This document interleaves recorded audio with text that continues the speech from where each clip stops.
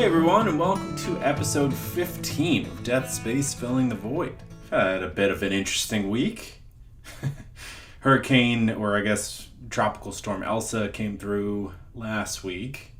Definitely a bit of a thunderstorm, but the bigger issue was the tornadoes that were forecast, I guess, that were possible. And then at 2:45 a.m., we started getting those like extremely loud emergency notifications on our phones, Jamie and I, and just like shooting up to that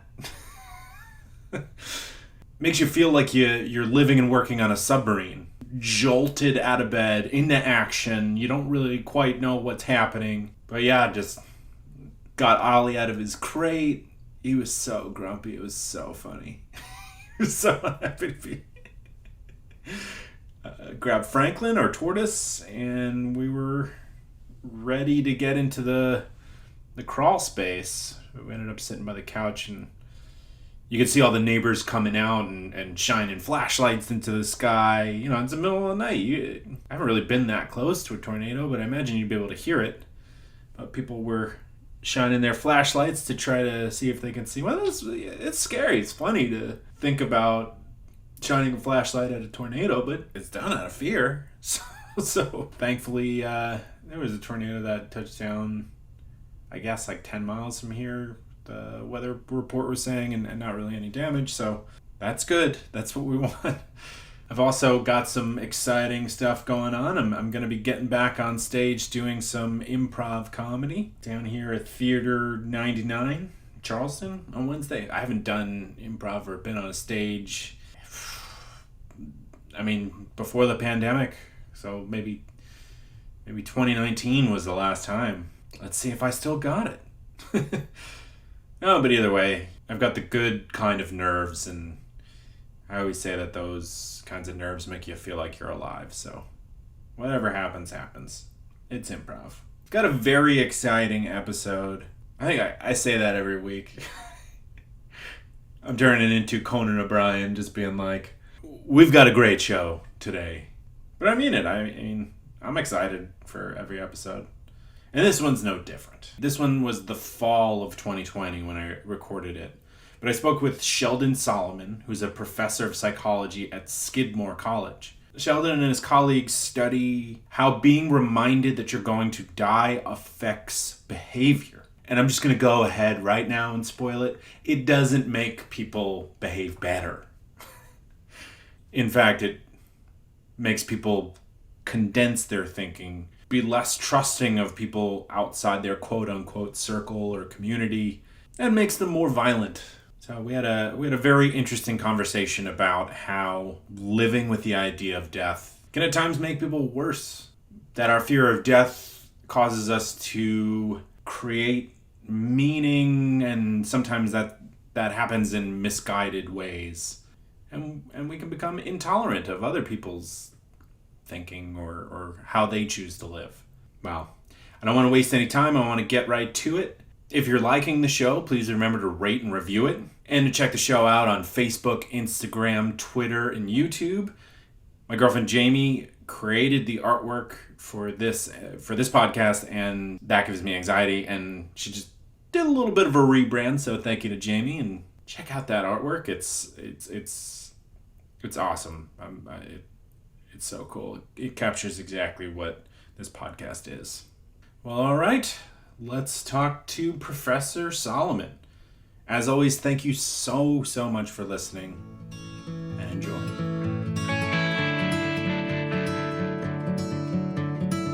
Joining me now is Sheldon Soloman, who is a professor at Skidmore College, and we're going to discuss living with the knowledge that we're going to die. Sheldon, thank you so much for joining me. No, it's my pleasure, Pat. Yeah. Let's start with you sort of discussing your research and maybe what took you down this road towards death and wanting to learn more. Yeah, good question. And when I say we, I mean my buddies from graduate school, Jeff Greenberg and Tom Pazinski, and I, back 40 years ago or so, stumbled on a book by a guy named Ernest Becker called The Denial of Death. And we had never heard of the guy or the book. And in this book, and he won a Pulitzer Prize in nonfiction for it, Becker basically said, look, people are a lot like everything else that's alive, in that we want to keep staying alive, just like Darwin talked about, the struggle for survival. But then he pointed out that we have this ginormous forebrain that enables us to think abstractly and symbolically, which is awesome because we can imagine stuff that doesn't even exist and then make it real. And that's like totally exhilarating. And we're also so smart that we realize that we're here. Also uplifting sometimes, but a giant turd in humanity's psychological punch bowl on the other hand, because if you're smart enough to know that you're here, you also know that, like all living things, your life is of finite duration and that you too will die. And Becker's point is that that's the most unwelcome news in the history of our species, a literally unanticipated byproduct of our vast intelligence. But it's not only that we're going to die. You realize that you're perpetually vulnerable to be utterly obliterated at any moment. You can walk outside and get smoked by a comet or a pandemic or fill in the blank. And Right. What he said was that if that's all that we thought about, I'm going to die someday.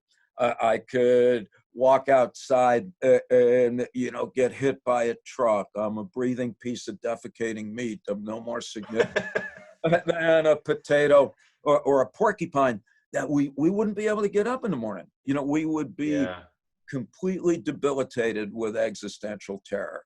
And what Becker proposed is that the way that we manage this potentially debilitating existential anxiety is by embracing what he called cultural worldviews, that humanly created beliefs about reality that we share with other people in our group, that reduces death anxiety by giving us a sense that life has meaning and we have value. And what Becker said was, whether we're aware of it or not, we spend most of our lives trying to maintain confidence in our cultural beliefs, as well as a certainty that we're valuable persons in the context of that culture. So anyway, to make a short story long, I saw that and I was like, wow. In my gut, I was like, that explains a whole lot, not only about the world around me, but also about myself. I've not been a big fan of dying since I was a little kid. I know. Every step you've taken has I know been that, to avoid that. But I would never have predicted that. So, I was 8 years old when my grandmother died. And I remember the day before she died, my mom said, oh, go say goodbye to your grandmother. She's not well. And I knew she was very ill. But then the next day I was ruminating after her death. And I was like, wow, that's a downer. And then I was like, oh yeah, but wait a minute. That means my mother's going to get old and she's going to die. Oh, It was, of man. course, more disconcerting. But then, and this is kind of corny, I used to collect stamps and I postage stamps. And I'm like looking at my stamps and I'm like, oh, there's George Washington. There's Thomas Jefferson. There's all the presidents. Oh, they're all dead. Oh, wait a minute. That means there's going to come a time where I too will be expired. And I just remember having one of these, really kind of deeply visceral existential reactions. It's heavy, right? Heavy. Yeah, which I then buried for a couple of decades back. But then fast forward, I'm a young professor at Skidmore. I see these books by this Ernest Becker dude. I called Tom and Jeff and I said, you got to read this guy. These ideas are really potent and they addressed questions that we and a lot of other psychologists were interested in at the time. But what really got us going on our research, frankly, Pat, is that other psychologists hated these ideas and they wouldn't publish any of our papers where we just tried to describe Becker's ideas to other academics. They just, Why is that? well, two things. One is that, well, what a lot of psychologists were skeptical, because Becker's ideas come from psychoanalysis and existential philosophy.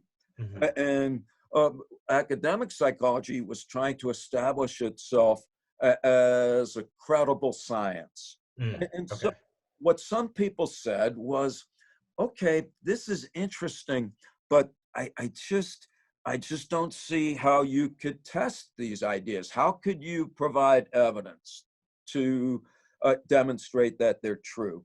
And then other people, they just said, well, no, this has got to be bullshit, because I don't think about death that much, or I'm not afraid about death. And of course, we didn't make any friends when we would say to people, well, you're not afraid about death because you're comfortably ensconced in your particular view of the world, from which you derive a sense of meaning and value. And that's why you're not afraid of death. But of course, that's not a good way to win an argument, because I'm basically saying you either agree with me, in which case I'm right, or you got your head in the sand. Yeah. in which case I'm right. And so that's when we started to do our research, which was really at first disarmingly simple. We just said, let's bring people into the lab, and under the guise of a study of personality attributes, and we'll have people fill out a bunch of questionnaires that are basically to distract them from the true purpose of the study. And then right in the middle of it, there's these two open-ended questions. It's like, please briefly describe your thoughts and feelings about your own death, and jot down a little bit about what might be going on in your head as you're physically dying. And as you might imagine, that brings your own death momentarily to mind. We call that mortality salience. And then other people in a control group, we ask them the same questions, but instead of asking them about dying, we ask them how would they feel about being in terrible pain, or being in a car accident and having their leg cut off. All terrible things, but not fatal, because we want to demonstrate that whatever we find has to do uniquely with concerns about your own mortality. Okay, but not so you're scaling on one side, death, this is it, this is the end, with something horrific, an injury. Not fatal. That's exactly right. Okay. And what we figured was, well, if this Becker dude is right, if our beliefs about reality and if our self-esteem it serves in part to help us manage death anxiety, then when you're reminded that you're going to die, you should cling vigorously to your cultural belief system. And we should be able to determine that by measuring your reactions to other people around you. Because if people who share your beliefs or who support your beliefs, you should like them more after you're reminded of death. But people who are different or who are opposed to your beliefs, you should hurt or harm them more after you're reminded that you're going to die. Right. And that's precisely what we found. So our original interest was, how could this help us understand why people can't get along with other people that don't share their beliefs about reality? And the Becker point is that when you run into somebody different, you've got a problem. Because if you accept the validity of their beliefs, you're essentially undermining the confidence with which you subscribe to your own. Oh, okay. Because if I believe God created the earth in 6 days, that's awesome to like go to the Yoruba in Nigeria, and they believe that the earth was created. No, that's the Mali. I can't even go. I'm going to mess this up. So let me go with the Borneo and South Pacific, because somebody's going to be listening and check it out. Like the Borneo and the South Pacific, they believe that the earth was created out of a giant coconut. Well, if the Pina Colada people are right, then the 6-day people have got to be wrong. And So Becker's point is whether we're aware of it or not, when we encounter people who are different, we denigrate them, we dehumanize them, we try to coax them to adopt our beliefs. And if that doesn't work, just fucking kill them, thus proving that our God is superior after all. And I so, think you just described all of human history from the unfortunately, Crusades that's back. correct. No, Pat, and in this amazing book, Escape from Evil, Becker says, you know what, this may sound horrific, but most of the evil in the world is the product of people claiming that they're ridding the world of evil. Mm-hmm. And I was like, wow. And by the way, this stuff, I was overwhelmed by these ideas. I took a leave of absence from Skidmore for a year because that's my reaction. I was reading this stuff and I'm like, wow, that's the whole history of humankind. But Mm-hmm. anyway, it's not about me so much as we then did studies. And sure enough, like, for example, when we reminded Christian participants of their mortality, they liked fellow Christians more, but they hated Jewish people. And this has Mm-hmm. nothing to do with Christians per se. In Israel, if you remind Jewish people they're going to die, they like Jewish people a lot more, and they hate Arabs. When you say like, how are you finding that, right? So Yeah, they're asked the question, yeah, nice. how are you presenting that? Yeah, really, really great. So in the lab studies, these are simply self-report instruments. So for example, there might be a bunch of people in the room and they may seem very similar, except that you learn that some of them come from Jewish families and other come from Christian families. And then I think we use something called an interpersonal judgment scale, which is how intelligent do you think this person is? How friendly do you think they are? How much would you Oh, like to be okay. their friend?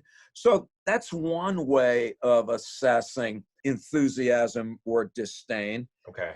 There are others, though. So a very clever German colleague, he reminded German participants about their death or something unpleasant.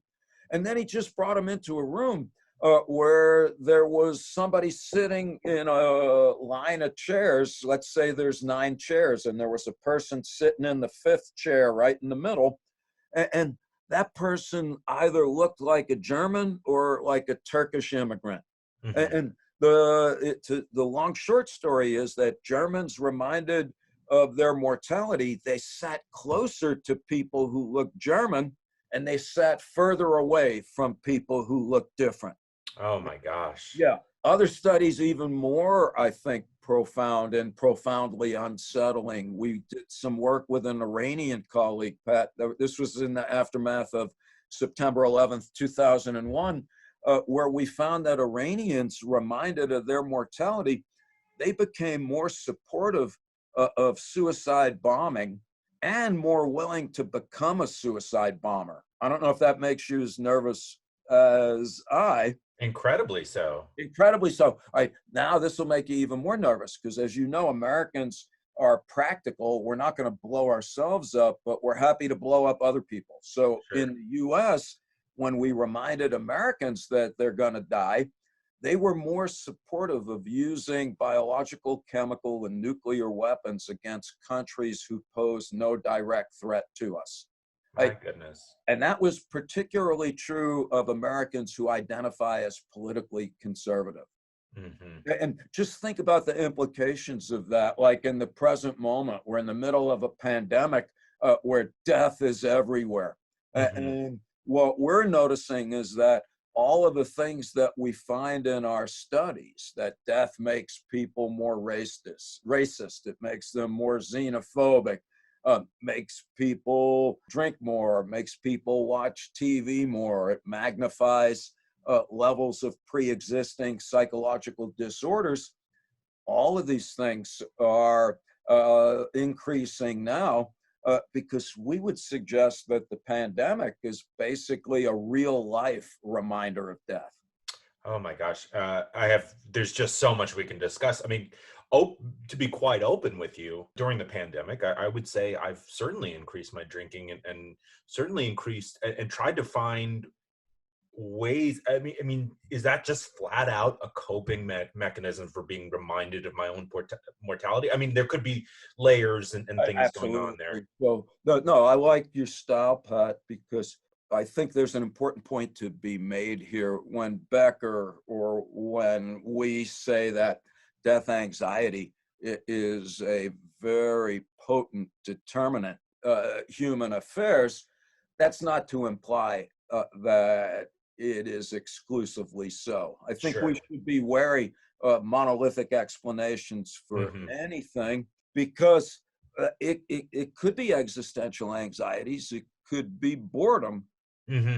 but I'm gonna guess, based on just studies where people are more apt to consume alcohol when they're reminded of death. People who smoke cigarettes, not only do they smoke cigarettes, but one of our students measured how hard they suck on them. And after death reminders, you're like, really inhaling. So, no, I think that, yeah, I mean, I'm packing my cheeks with candy and certainly Certainly, yeah. It's arguably difficult not to, given all the anxiety related to job loss and outside of death, like we said, there's That's a right. there's a full rainbow of issues that we're all going through. No, that's absolutely right. But you make a good point that my buddy Jeff Greenberg makes a lot, Pat, and I think it's worth mentioning. And that is that, these anxieties associated with job loss, we shouldn't make light of that, because you might Hmm. say, oh, well, you're not dead. But you know what? Psychologically, you kind of are. Right. In a world, our world, which I'm not particularly proud of, where everyone is measured by what they have and what they do, we've got a large chunk of humanity that no longer has a stable and secure income. Even more devastating, potentially, is they don't even have an identity. If you're in the Mm, service industry, what you used to do may no longer even exist. So, right. besides not eating, when somebody says, well, what do you do? The answer is presently no thing. And Yeah. you could not be more psychologically vulnerable, on top of being socially isolated, than our current conditions. I've always hated that question, right? You go to a dinner party, and that's the question that goes around. I've been looking for a replacement. If you have one, I would be certainly, because I never liked the idea of us defining ourselves by Well, what we do. well, that's right. But that's an awesome point, Pat, because I like the question, what do you do? But what I and I do the same. When you ask somebody, what do you do? I usually say, well, I'm a teacher. But you Hmm. didn't ask me to reduce myself to a vocational stereotype. I Hmm. I just did that because that's almost the mandated reaction in our particular world. Hmm. So I am a teacher, and I also play bag guitar. I'm a pretty decent cook. I like pets, Hmm. and I if wear my heart on my sleeve and I ride a Harley, there you like go. all these. And I looked at your website. It would make a mockery of you to try and reduce what you do to a single activity. I Yeah. would propose, and I mean it as a compliment, that you're a bouillabaisse of actions that can't be neatly encapsulated in any particular noun or verb. So you're quite right. Thank you. Yeah, well, that's that. Yeah, thank you for that. That's very nice of you to say. I usually just boil it down to just journalist. Again, partially to deflect uh, discussing myself too much in a social environment. Yeah. Gosh, I have to say, one of the more startling things from what you're describing is the notion that a reminder of our death makes us more violent. When I was raised Catholic. I'm no longer really a practicing Catholic, and not to put every religion in one box, but typically we find that they tell us to do well unto another, right? To respect another person, and this is in direct opposition to that. Yep. I just find that to be so remarkably scary. Yeah, no, it is scary. Religions are, both a blessing and a curse Hmm. in that at their best. And I say this as a not in any way religious person, but recognizing the potential value of a religious worldview at its best, because it can bring out the best in people, but it surely also brings out the worst. And that therein lies the problem. It's a woman called Karen Armstrong. I think she used to be a nun, and then she became a historian. And she wrote a book called The Battle for God, where she's like, yeah, almost every religion, if people actually did what the religions preached, life on earth would be as it is purported to be in heaven, with regard to the idea that we're supposed to take care of each other. What other folks have pointed out is that that's always only referred to the in-group. And so death reminders, by the way, they can make us more noble, helpful, and heroic towards folks who we identify as being members of our tribe.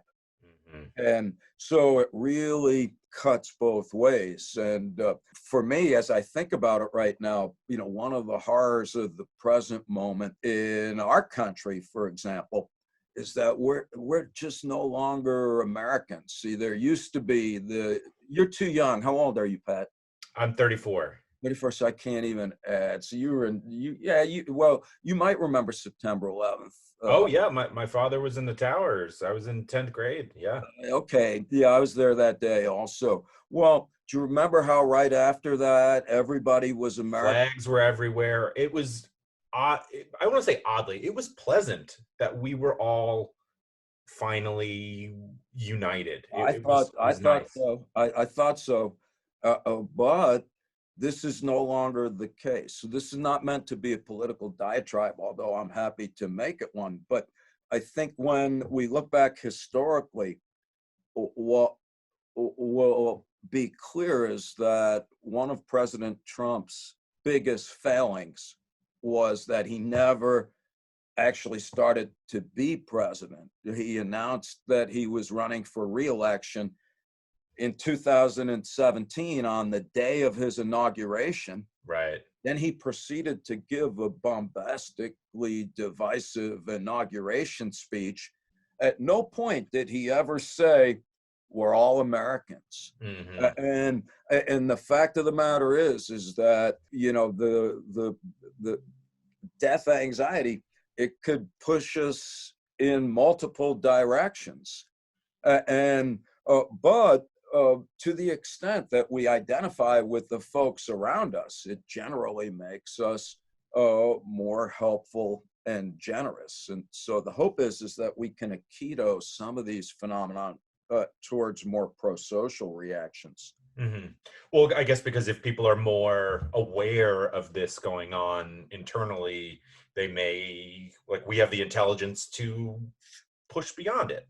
Let's hope so. I think that's a really very fine point, because a lot of times people say, well, okay, so you do these experiments. I get it. You remind me I'm going to die, and I sit further away from somebody because they look different.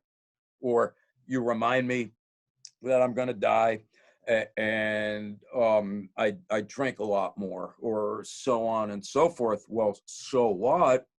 Well, the hope is, and this is an ancient idea, it goes back to Freud, who said, well, if you're aware sometimes that you're engaging in a psychological defense, that gives you the opportunity, as you put it, to just step back and to reflect from time to time about whether or not things that are happening might be the result of that. So we were talking earlier, Pat, when I'm like, existential anxieties that are engendered by the pandemic are like giant death reminders. And you're like, wow, I've been drinking a little bit more. Hmm. And you did step back. You're like, wow, could that have been because of death anxiety? Hmm. And I would submit that this is the process by which we're able to gain some control over our lives psychodynamically in light of these ideas. Like Albert Camus, the existentialist dude. Love Camus. Love Yeah. Camus. So he says, come to terms with death. Thereafter, anything is possible. And it's one of my favorite lines because, sure, an overstatement, perhaps, but I think it's really a call to all of us to be humble enough to consider the possibility that some of who we are and what we do is not as it appears to be. That it's not that you're a twitching reflex and everything that you're doing is a reaction to the horror of the inevitability of death. But then again, more than you'd like to admit may on occasion be creeping in. And that's kind of the point that we try to make, where it's like, death anxiety is not going to go away. In fact, it's not going to go away, nor should it. If you were not anxious about death, you'd be 3 weeks old, your parents would be at some Grateful Dead concert and get 2 weeks, and you'd be That's like, a funny thought. No worries. No, if you weren't anxious about dying, you'd be summarily deposed from the gene pool in short order. So, right. And so the question is to think about how much death anxiety am I burying under the psychological bushes, repressing. Yeah. And it's when we repress our anxiety that it comes back to bear malignant fruit, in the form of, racism and xenophobia and our discomfort with our bodies and the world around us. And so that's kind of our take-home message. On the one hand, to be somber, because the Ernest Becker dude at the end of his life, he said, I don't even know if we're a viable form of life, that death anxiety at our worst, it turns us into hateful warmongering, proto-fascist, plundering the planet, and kind of a rapacious shopping, Twittering, Facebook stupor. And if we don't do anything about it, we may be the first form of life to extinguish ourselves. On the other hand, we can turn that right around and we could say, yeah, but look, we have a great track record. Humans have a great track record of making extraordinary progress once we understand what's going on. Right. So true. Yes, so true. We wanted to learn how to fly, and the ancient Greeks, they put on wax wings and jumped off a mountain. No, that didn't work out too well. But then the Wright brothers, did it in an aerodynamic tunnel, and they figured it out. Now we all fly around. Everybody was dying from plague, and we thought it was from evil spirits. And so we would do exorcisms, but that didn't help. And then they figured out that it was bacteria. So one hopeful possibility is that we might begin to collectively recognize as individuals and as a society the tremendous proportion of unsavory human activities that appear to be driven by death anxiety, and which then gives us the opportunity, as you put it earlier, it's really to make the best of our reflective powers as conscious and rational creatures to kind of nudge our species in a more benevolent direction. Yeah, keep it moving forward. Keep moving forward. There you go. Yeah. Can Excel be my friend? It's funny moving to Charleston and having to try to make friends as an adult. On the playground, you'd say, can you be my friend? And it would work. Now it's so hard to find friends. Are they going to like what you like? Are they going to try to dominate the conversation? Are they going to want to hang out too often? Because that's the problem too. Well, my software tutor can't help you make friends as an adult, but they can help you with Excel. Can Excel be my friend? Many people have wondered this for years. The answer is yes, it can. My software tutor offers 3 levels of real-time Zoom-based courses with a live instructor. Watch, they start offering a class on making friends as an adult, like a master class. Don't talk too much, but you still have to bring something to the conversation. I mean, and that's after you initiate. I feel like initiating the conversation as an adult to try to be friends or see if you want to be friends is awkward. But also, why is there the mentality that's like, I'm all set on friends. I met everyone I was gonna meet 15 years ago, and now we're just waiting to die. I'm just waiting for the roster to trim. These courses will increase your marketability, whether you're an employee, job seeker, consultant, or contractor. Register at mysoftwaretutor.com and use the promo code POD20 to save 20% off all registrations. And then we got the Cardist Studio. There are no words to comfort in a time of deep loss, but you send a card because you care. Exactly. What we've learned with this podcast, reach out. You have to say something, but don't try to fix it. Just acknowledging your presence. You're not going to fix it. And sometimes it can be difficult to know what to say, and that's where the Cardist Studio can be really helpful. Introducing a writing specialist for the message inside your condolence card. The Cardist Studio creates your message, writes it in the card, and mails it for you. All you do is pick the card and tell why you're sending it. No anxiety, all care. For a message from your heart but not your hands. Sit back and just support your relationships. I love that. I love the idea of you may feel awkward or not know what to say, but the cardist knows what to say. Keep it nice and simple and heartfelt, and you won't commit the biggest mistake, which is leaving a friend hanging. A person who's grieving needs your support, and a handwritten card is it means a lot. It means a lot. I received one of these when my grandfather passed away, and it was very touching. So I can certainly speak from experience. TheCardistStudio.com. Thoughtful, just got easy. And you can use the promo code DEATHPOD for 10% off all orders. Something interesting came as you were making your last point. You talked about repressing death anxiety, but at times you've also discussed almost distracting yourself. Where's the line between repression and distraction? Yeah, let me know when you get that. So I don't expect you to answer because it's could be different to every person, but it is interesting to think that, like, if you're pushing more into your tribe, quote unquote, there's a tipping point where you're not being helpful, you're being harmful, and you've come full circle back towards it. That's right. And that's very interesting and frightening, and probably why we have therapists to help people with that. Yeah. I also want to go back to religions. I have mentioned and I've thought about my interest in, I don't like being put into a box, but I've in some senses, I am a bit agnostic.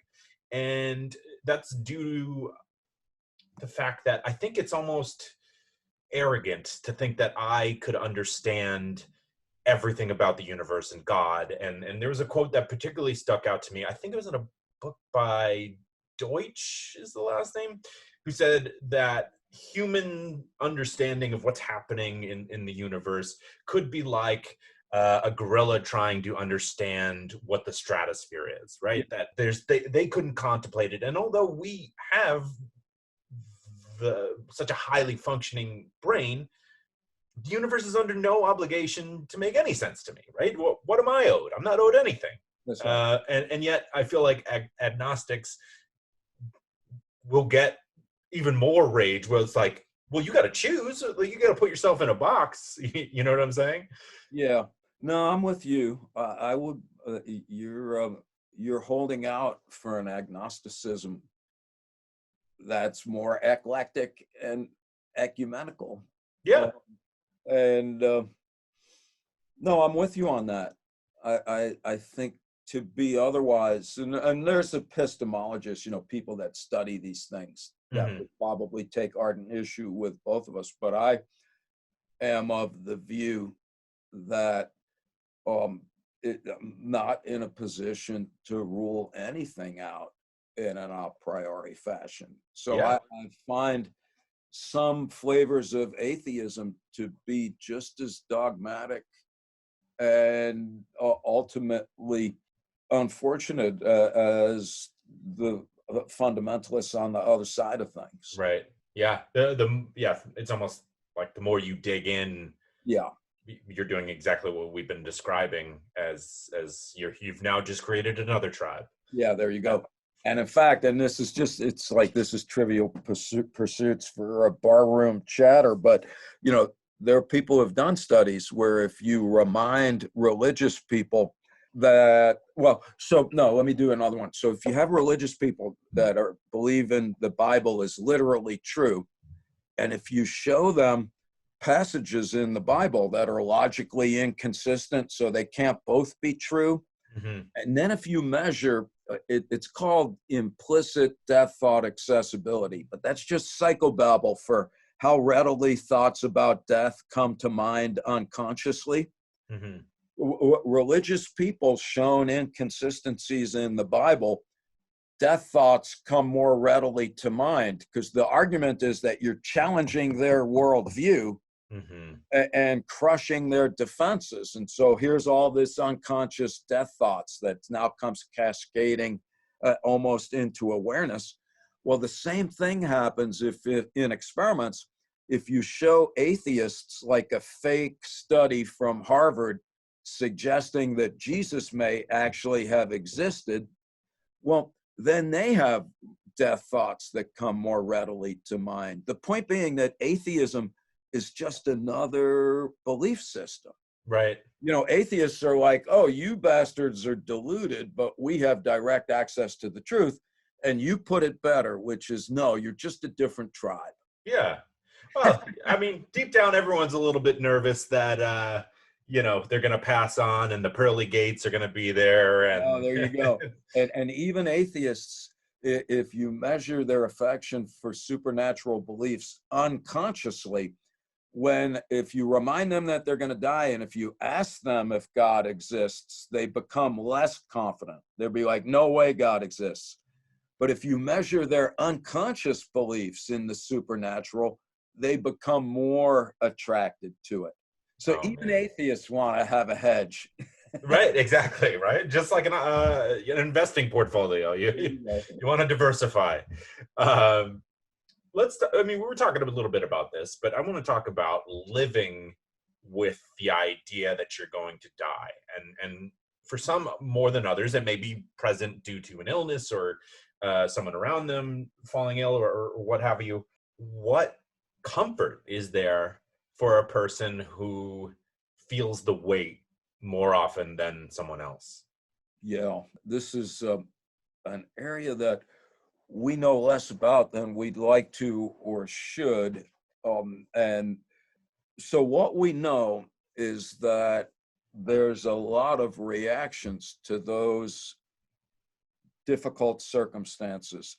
So a lot of folks who are terminally ill or just towards the end of their lives chronologically are quite adversely affected by their difficult conditions. And so there's a guy named Erik Erikson, one of Freud's disciples, and he wasn't talking about illness, he was just talking about end of life in general. Mm-hmm. And he made a distinction between what he called despair and ego integrity.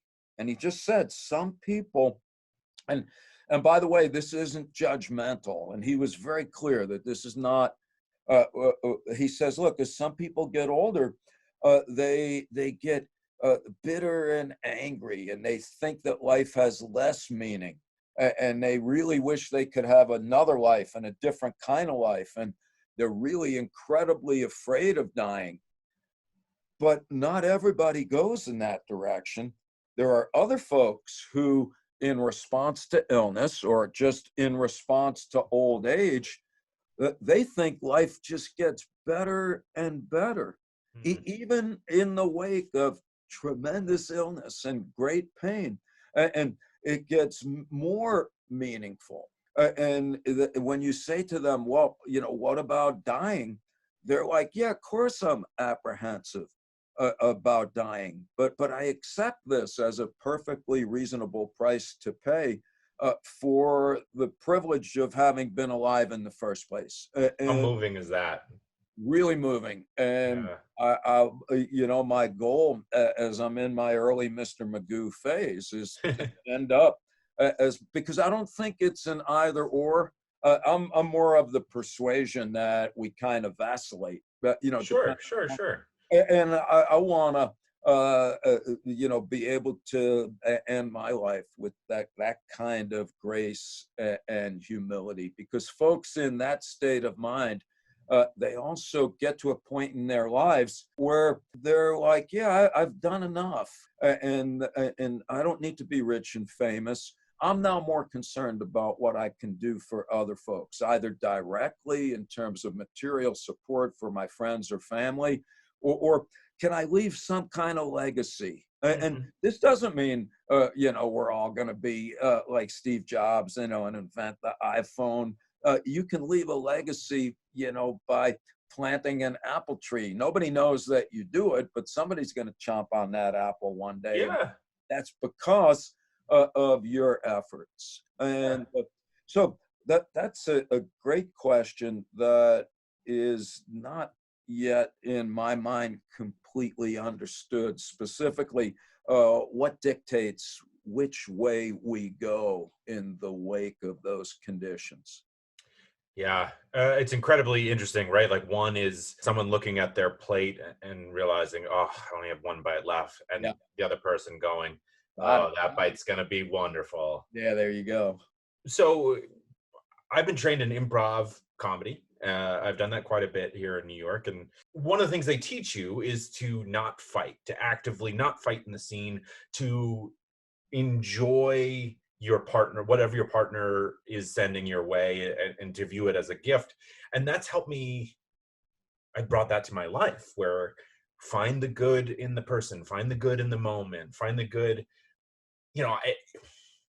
being okay with being on the last hole of an 18 round course that is your life is a little heavier than someone making a crazy choice in an improv scene. But I think there is something to the idea that we can make that choice a little bit, in some sense, right? We can try to shift our minds. Do you agree with anything like that? Absolutely. I'm not saying that I'm up to this yet. It's certainly hard. Yeah. No, it is certainly hard. And I think, though, that that's what we need to remind ourselves. Again, it may sound may sound silly, but that's what life is about. It's about striving, and it certainly is hard. Yeah. From time to time. I like the idea of viewing life as striving. Like, right? I feel like till the day I die, I'll die trying to improve my French, or trying to read more than 12 books a year, or it just always the constant pursuit of bettering, while also finding a way to enjoy the passage of time. Yeah, perfect. So now, so stop right there. There it is. You just said all we need to know. Yeah. No, I love that. In fact, back to our buddy Camus, because in his rendering of the myth of Sisyphus, I don't know if you know that myth where the guy pushes the fucking rock up the hill for all of eternity. Yeah. And that's supposed to be torture. But in Camus' telling of the myth, he's like, oh, wait a minute, the guy's pushing the rock up the hill. Maybe he's looking around and he's seeing that it's a lovely day. And outside, he's working his legs. He's getting he's getting exercise. In the last line, he says, I have to conclude that Sisyphus was happy, because it is the striving. Ditto for Faulkner. I don't know if you know any William Faulkner books. Yeah. It's all about like killing and raping and slavery and racism.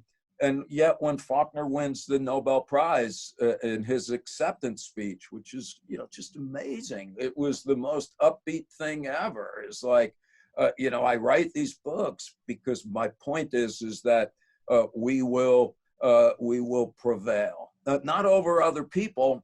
We will prevail as a life form. And yeah, that I think that it's, it's like, wow, in some ways, we have perhaps been hoisted on the petard of our own intelligence because we go to such extraordinary lengths to try to figure out, who am I? What should I do? And you said it better than most of the sages in history, where you're like to enjoy the passage of time. Yeah. I mean, that's it, right? Like, No, that is it. And yeah. I'm saying it to remind myself, because sometimes it's like we make it too complicated. For those of us, that slept inside last night and had lunch, it's like, yeah, it's on us to be able Certainly. to derive some semblance of affirmation from those circumstances. But the Jean-Paul Sartre, who was a resistance dude in the World War II, he talked about being imprisoned, and he's like, yeah, you can chain me to the wall, but you can't chain my brain. So I like this idea, even if it is a kind of worn one, that regardless of our circumstances, we still have a palette of options that most of us, on the one hand, crave, and yet on the other hand, shy away from. We love to have choices, except when we actually have to make one. And then we're choking on choices to the point where we're paralyzed with indecision.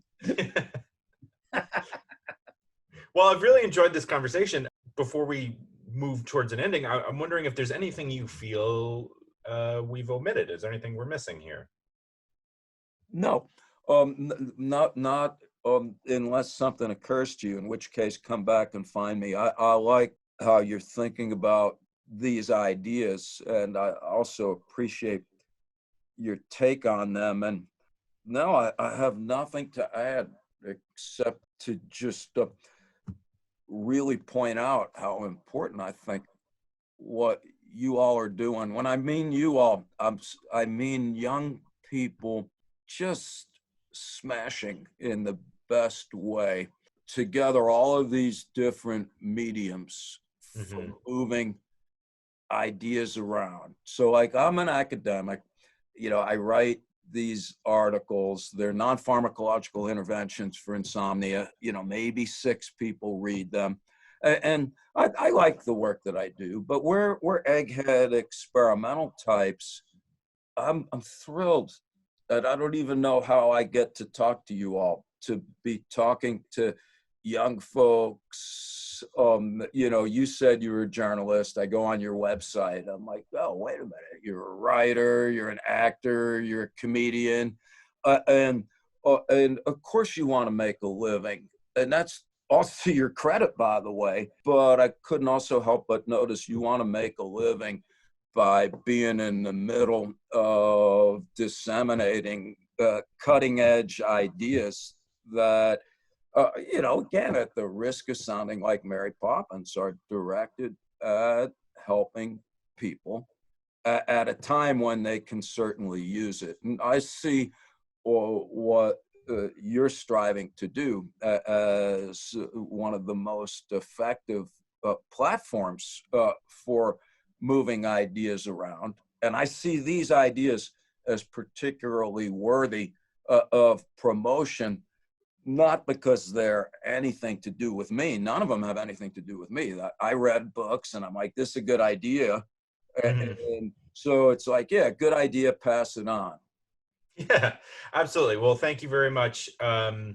It is my hope that people will listen to these and find an ounce of comfort that they didn't otherwise have. Because, yeah, like you said, particularly now, we could all use, and it's comforting to know that other people feel same. Absolutely. They feel the same way. They have the same fears.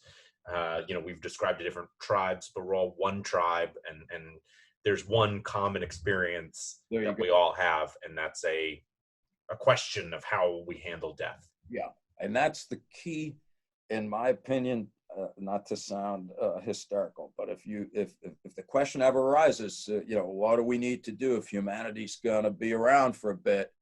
It's one tribe. One tribe. Yeah, get that website, or because I love how you put it. It's really, it's the key in the long run.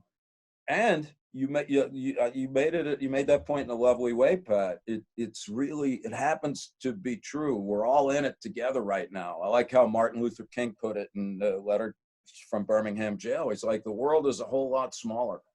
We are all interdependent, and the quicker we realize it and exploit that fact to our advantage, the better off we're all going to be.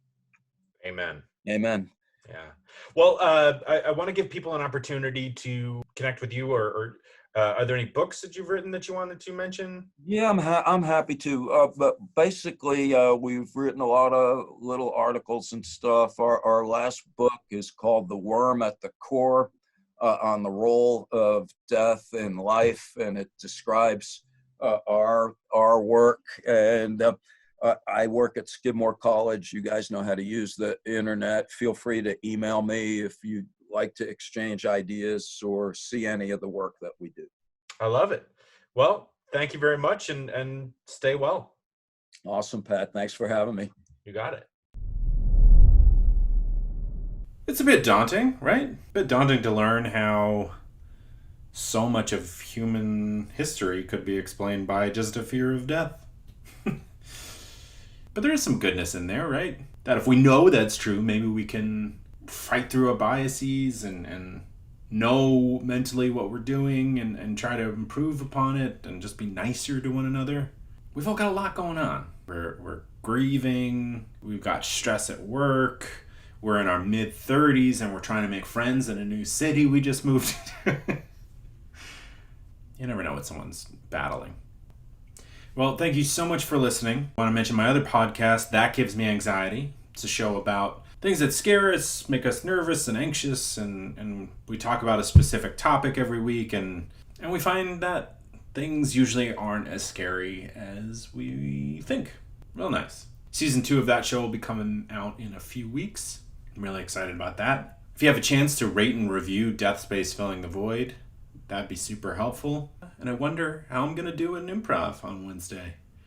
It already happened by the time this episode comes out on Thursday, but this is before that. Well, thank you so much for listening. Have a great week, and I'll talk to you next Thursday.